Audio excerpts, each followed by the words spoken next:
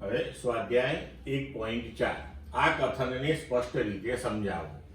સરખામણી માટેના માનકોની સ્પષ્ટતા કર્યા વગર કોઈ પારિમાણિક રાશિ મોટી છે કે નાની તેમ કહેવું અર્થહીન છે. આ બાબતને ધ્યાનમાં રાખી નીચે આપેલ કથનોને જરૂરિયાત મુજબ ફરી લખો. તો આપણે જાણીએ છીએ વ્યવહારમાં કે કોઈ પણ રાશિ, કોઈ પણ વસ્તુ નાની મોટી એવું આપણે રજૂ કરતા હોય તો એ કશાકની સાપેક્ષમાં આપણે સમજવું પડે કે ભાઈ કોની સાપેક્ષમાં એ નાની કે કોની સાપેક્ષમાં મોટી. તો એ અંગેનો આ પ્રશ્ન છે. તો કે પરમાણુઓ ખૂબ જ નાના પદાર્થ છે.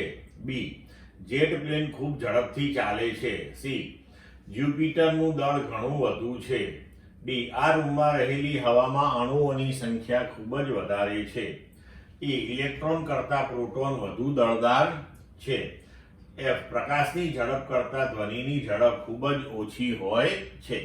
હવે જોઈએ આપણે કે આપણને પહેલા કહ્યું છે કે પરમાણુઓ ખૂબ જ નાના પદાર્થ છે, પણ સરખામણી વગર આપણને એનો અંદાજ નહીં આવે કે કેટલા નાના છે.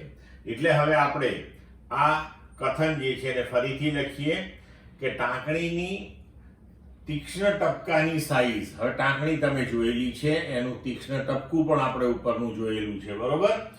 તો એ સાઈઝની સરખામણીમાં પરમાણુ ઘણા જ નાના છે. તો તમને અંદાજ આવી જાય કે હા હવે કેટલું હશે આ, બરોબર. જેટ પ્લેન ખૂબ ઝડપથી ચાલે છે.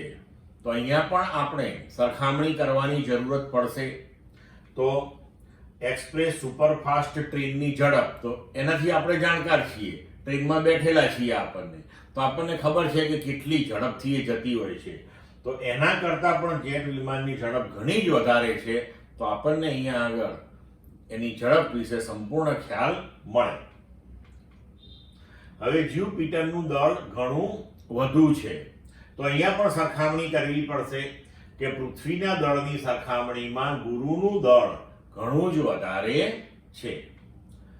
આ રૂમમાં રહેલી હવામાં અણુઓની સંખ્યા ખૂબ જ વધારે છે. તો વધારે એટલે કેટલી વધારે?